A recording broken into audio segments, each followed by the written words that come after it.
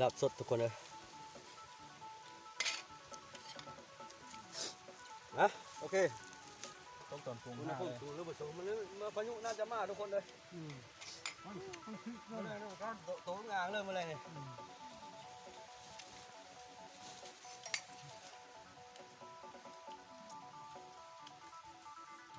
ตัวทุกคนขอโทษขออภัยผู้บุกกินนิดเลยทุกคนเลย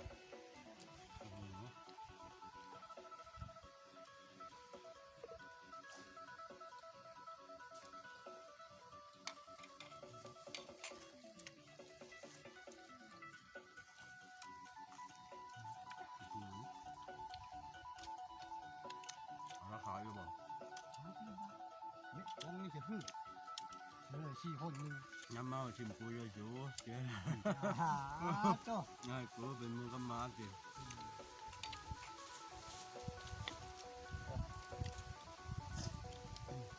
นี่จะติดอะไรเนอะ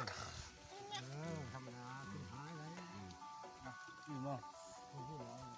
ไม่พูดป่ะ นี่นะไม่เอา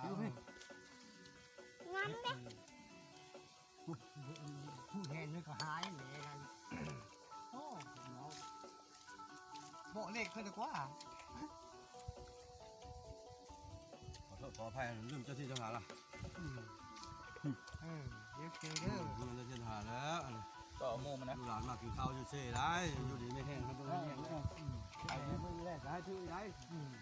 พญาลูกหาปลาข้าวลูกหลานแล้วรับชดโอ้ยขอโทษขออภัยลืมจะมาคิดไปพูดได้แรงอันได้ผ่านก็มึงเองแล้วนี่เจอหมอนุ่งกัดเป้